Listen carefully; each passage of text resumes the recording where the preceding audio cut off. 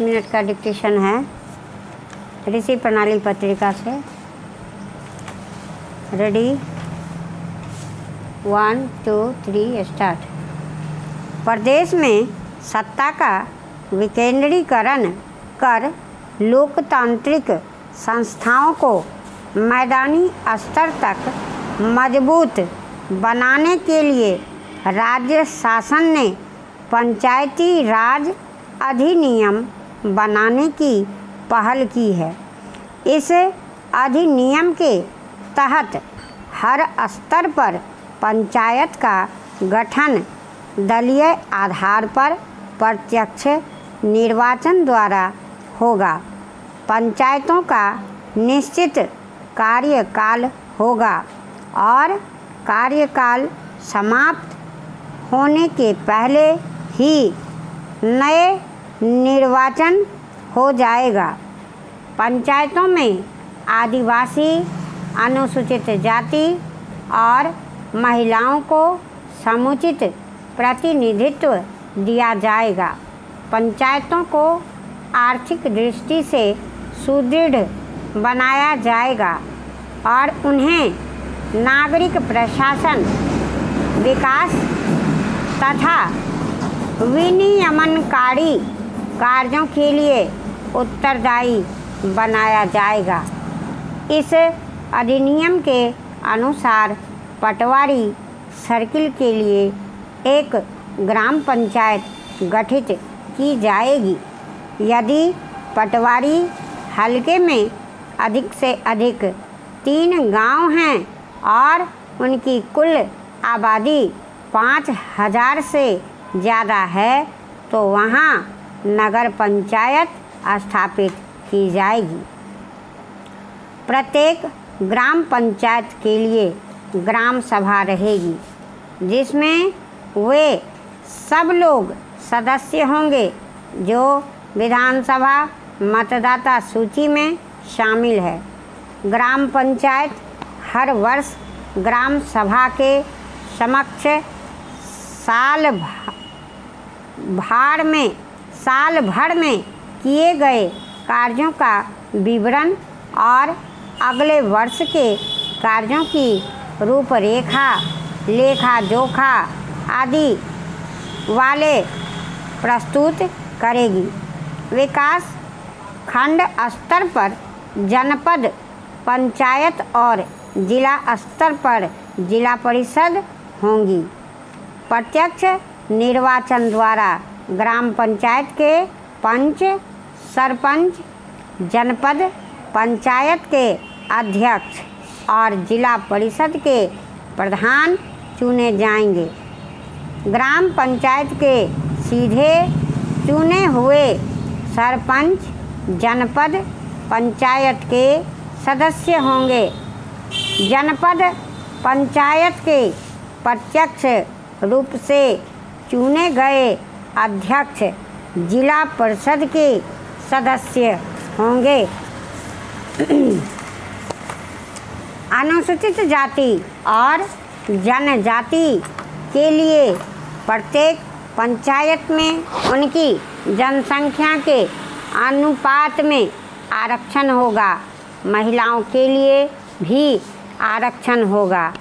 इसके अतिरिक्त खंड स्तर के भीतर सभी ग्राम पंचायतों, सभी जनपद पंचायतों और सभी जिलों में किसी न किसी प्रमुख पर महिलाएं रहेंगी। पंचायतों के प्रमुख को अविश्वास के प्रस्ताव से हटाने की प्रक्रिया जटिल बना दी गई है। ग्राम, जनपद और जिला स्तर की पंचायतों में सहकारी संस्थाओं के प्रतिनिधित्व की भी व्यवस्था की गई है। जनपद पंचायतों और जिला परिषद में स्थानीय संस्थाओं को और जनपद पंचायतों में कृषि उपज मंडी समिति को प्रतिनिधित्व दिया जाएगा।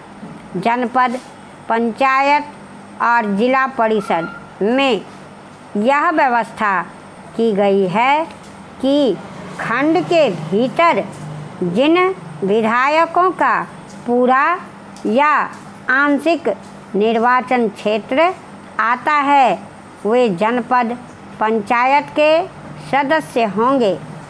संसद सदस्य और विधायक अपने जिले की जिला परिषद के भी सदस्य होंगे। बहरहाल विधायकों संसद सदस्यों को मताधिकार नहीं होगा। सहकारी संस्थाओं और स्थानीय संस्थाओं और कृषि उपज मंडी समिति के प्रतिनिधियों को भी मत देने का अधिकार नहीं होगा। पंचायतों का कार्यकाल 5 वर्ष होगा। पंचायत भंग होने की स्थिति में यदि बचा हुआ कार्यकाल 6 माह से अधिक है तो पंचायत का पुनर्गठन 6 माह के भीतर हो जाएगा। चूँकि चुनाव दलीय आधार पर होंगे, अतः मान्यता प्राप्त राजनीतिक दल के उम्मीदवारों को वे चुनाव चिन्ह ही आवंटित होंगे जो चुनाव आयोग ने आरक्षित किए होंगे।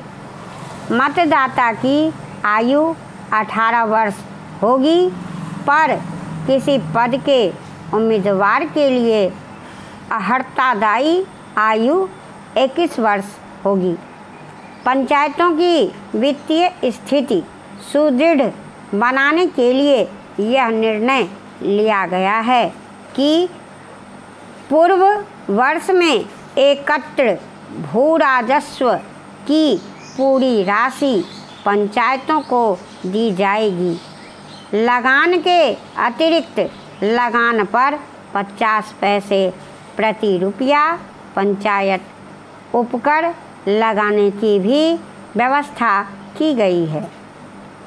1% अतिरिक्त मुद्रांकन शुल्क भी दिया जाएगा। जनपद पंचायत यदि उचित समझे तो कृषि भूमि पर विकास कर लगा सकेगी। पंचायतें वे कर और फीस लगा सकेगी जो वे अभी प्रचलित अधिनियम के अंतर्गत लगाती है। भवन कर के लिए भवन का बाजार मूल्य 1000 रुपये से बढ़ाकर 6000 रुपये किया जा रहा है।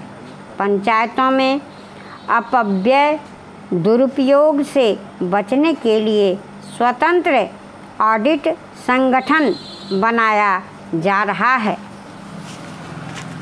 इस अधिनियम में न्याय पंचायतों के लिए प्रावधान नहीं है, फिर भी यह ध्यान में रखकर कि गांव के छोटे मोटे विवाद बिना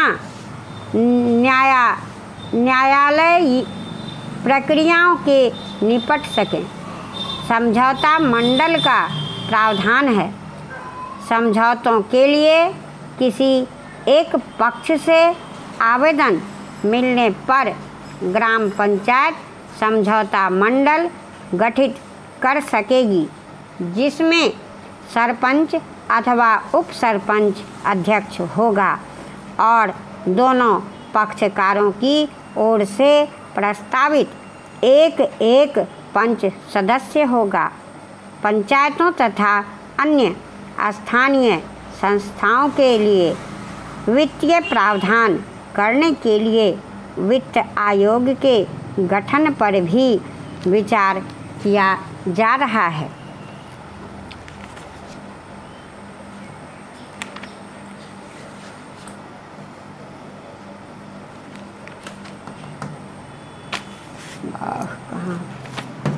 कहाँ